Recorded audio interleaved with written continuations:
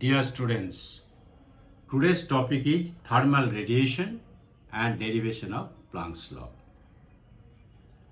Heat can transfer either by conduction or convection or radiation. In conduction, when the atom or molecule of a solid is heated, it transfers its thermal energy to the adjoint atom and molecule. And in this way, heat transfer takes place from the hot to the cold region, in which case there is no physical movement of atoms and molecules. However, in conduction, which is applicable for fluids, the heated atom or molecule physically moves from the hot to the cold region, and this continues till the equilibrium is achieved. However, in thermal radiation, there is no atom or molecule involved to carry the energy or transfer the energy. For example, we get light from the sun. It travels all the way in vacuum to reach the earth. Here, the energy transfer takes place in the form of waves, called the electromagnetic waves, and these electromagnetic waves carry the energy from the sun to the earth. We consider sun as a perfect black body. A perfect black body is one which absorbs all the incident radiation, and on reaching equilibrium it re-emits the entire radiation. That is, it is a perfect absorber as well as a perfect emitter. In practice, it is rather impossible to get a perfect black body. However, carbon in its graphite form can absorb up to 97% of the incident radiation. Lamp black is also an example of almost perfect absorber. To get a black body in laboratory, we consider an enclosure with a small orifice here, and there is a notch like this, and the inside is coated with carbon black. When the radiation enters the cavity through this orifice, it is not directly reflected because of this notch, and it undergoes multiple reflection, and ultimately it gets absorbed. And on reaching equilibrium, it re-emits the incident radiation, which we can study.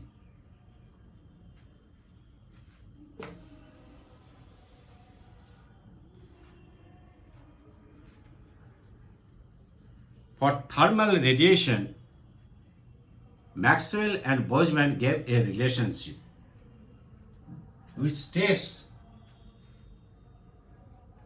that the number of oscillators, here we must know what is oscillator.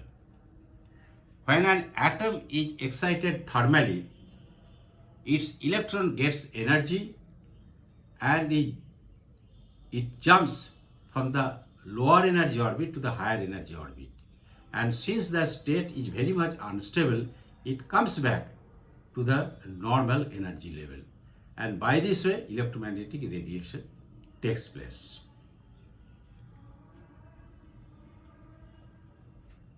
And Maxwell-Boltzmann relation of these thermal oscillators is that the probability of an oscillator to have energy between epsilon and epsilon plus d epsilon is given by p epsilon d epsilon, and that is equal to e to the power minus epsilon by kt into d epsilon. And if there are n0 number of oscillators,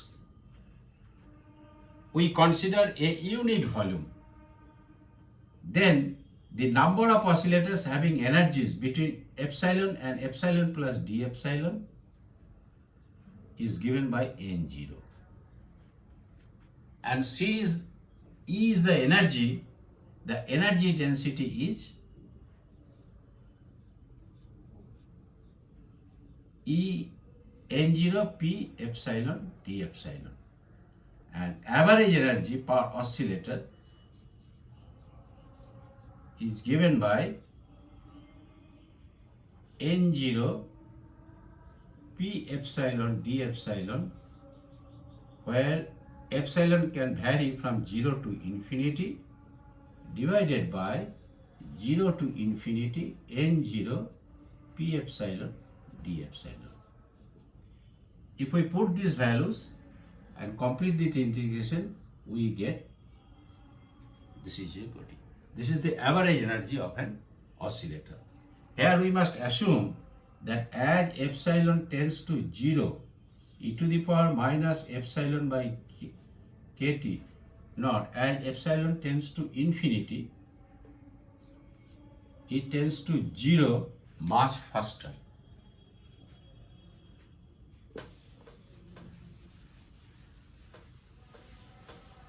Also, the number of oscillators per unit volume having frequencies between nu and nu plus d nu is given by 8 pi nu square divided by cq into d nu. And since average energy is kT, so energy density, that is amount of thermal energy of the oscillators per unit volume, is equal to 8 pi kT nu square by cq d nu. And in terms of wavelength, it can be written as 8 pi kT, this nu is c by lambda square into 1 by cq, and d nu is c by lambda square d lambda. This is the energy density of oscillators having wavelengths between lambda and lambda plus d lambda. And if we complete this we get 8 pi kt 8 pi kt divided by lambda to the power 4 d lambda.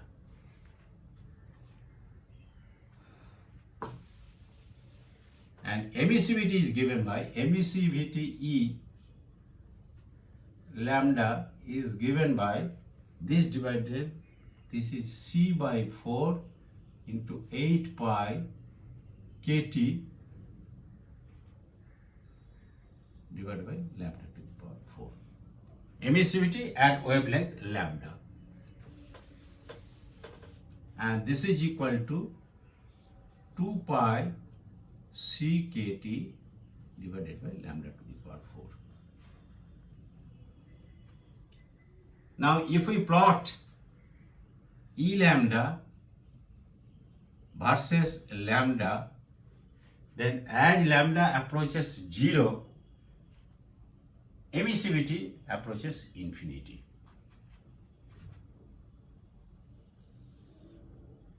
That is, this is E lambda, this is lambda, this is 0. This is as per this formula, which is called Rayleigh's formula.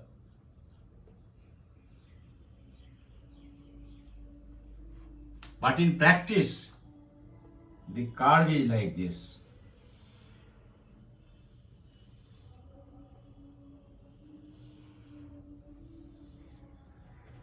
This is a temperature T2, this is a temperature T1. That is, for a given temperature, there is a point where the emission is maximum. This is the maximum. Let us call it lambda m1 and this is lambda m2. So after reaching lambda m, it again drops. This is called ultraviolet catastrophe. And this ultraviolet catastrophe cannot be explained by this. And also in this connection, Wien gave a formula that lambda m1 t1 is equal to lambda m2 t2, and that is called Wien's constant, and its value is 2.89 into 10 to the power minus 3 meter Kelvin.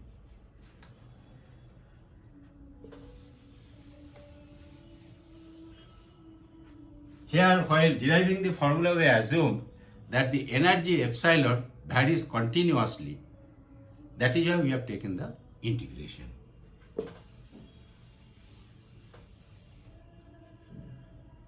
Now, to explain this ultraviolet catastrophe, Max Planck, a German physicist, suggested that the energy is not emitted continuously, but it is emitted by discrete amounts.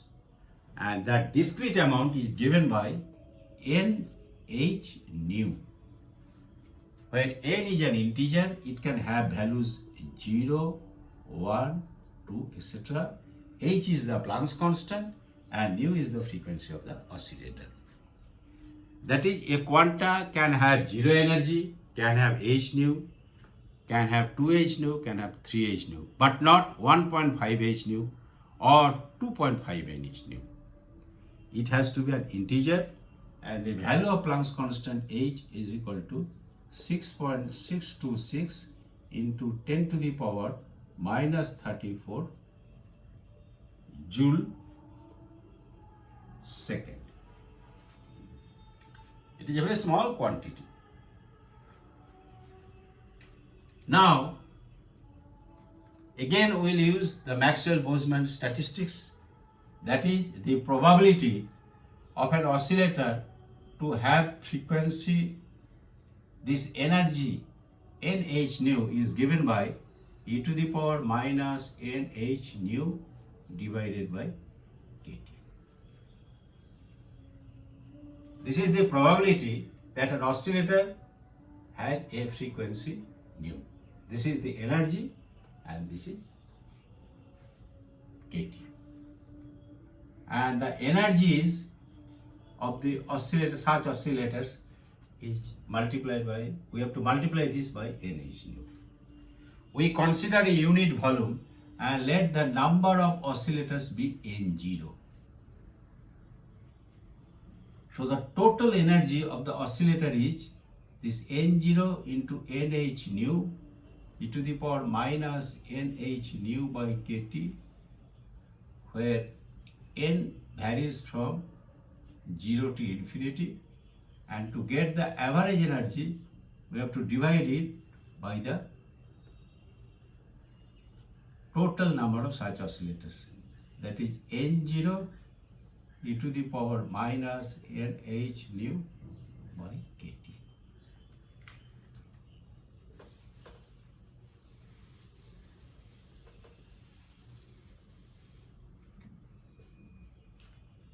This N0 and N0 gets cancelled. This is average energy per oscillator. And we assume that e to the power minus NH nu by kT is equal to x. So we get, this is n is equal to 0 to infinity. This h nu we can take outside, that is nx to the power n divided by n from 0 to infinity x to the power n. And this we get h nu into x plus 2x square plus 3x cube plus this divided by 1 plus x square plus this. And this we get, taking x common, h nu x we take common, then 1 plus 2x plus 3x square plus this divided by 1 plus x square plus this. And ultimately we get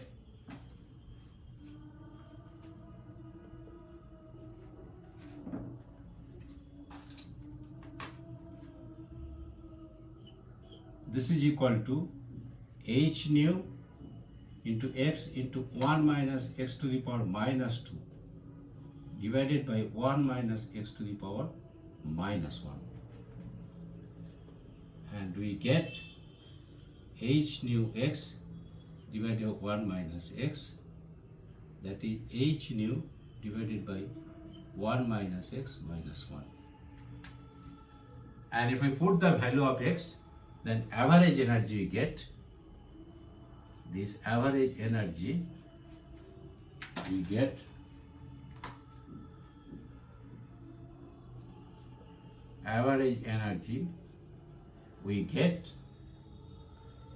h nu divided by e to the power h nu by kt minus 1. This is the average energy. And we know that the number of oscillators having frequencies between nu and nu plus d nu is given by this relation, that is 8 pi nu square by Cq into d nu. And energy density then becomes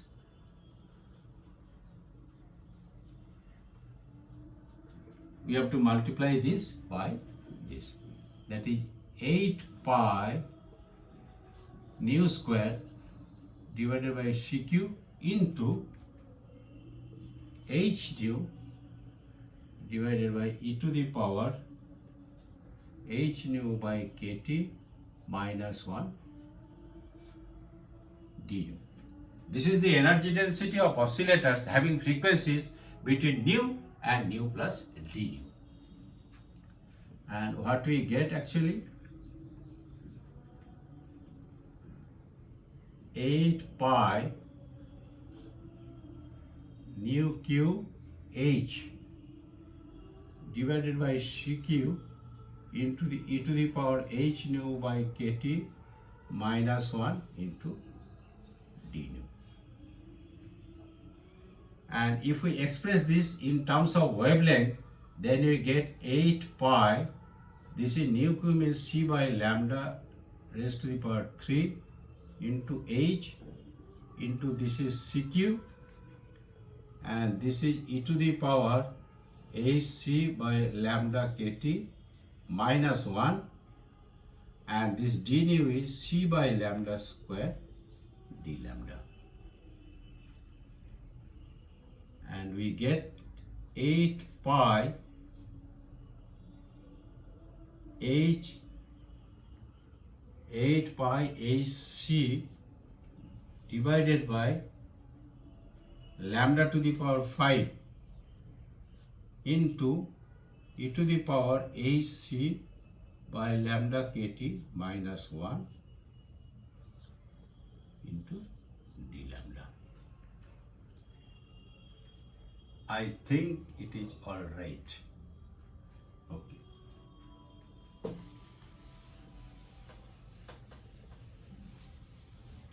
Now the emissivity E lambda is given by C divided by 4 of this energy density, that is 8 pi hc divided by lambda to the power 5 e to the power hc by lambda kt minus 1. Emissivity at wavelength lambda, and that is equal to 2 pi hc square divided by lambda to the power 5 into e to the power hc by lambda kt minus 1.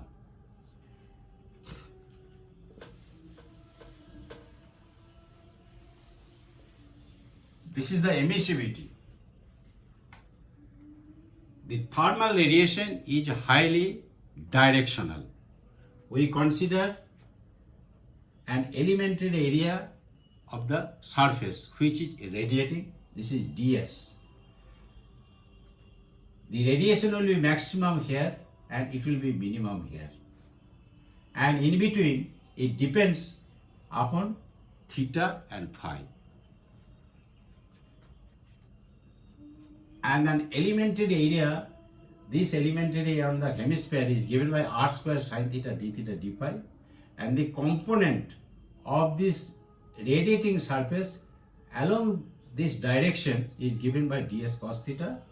And if we consider the solid angle, then it is given by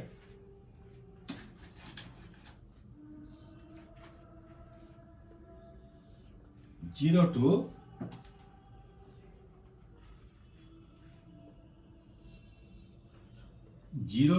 pi, then 0 to 2 pi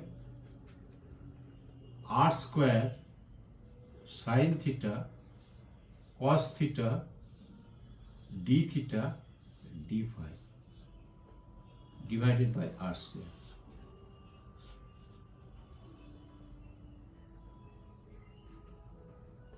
And this, if we calculate, it comes to pi. So the intensity in a particular direction is given by, we have to again divide by pi. This is 1 by pi into 2 pi hc square divided by lambda to the power 5 e to the power hc by lambda kt minus 1. And this is 2 hc square divided by lambda to the power 5 e to the power hc by lambda kt minus 1. Now as lambda approaches 0, this 1 by lambda to the power 5, it approaches infinity.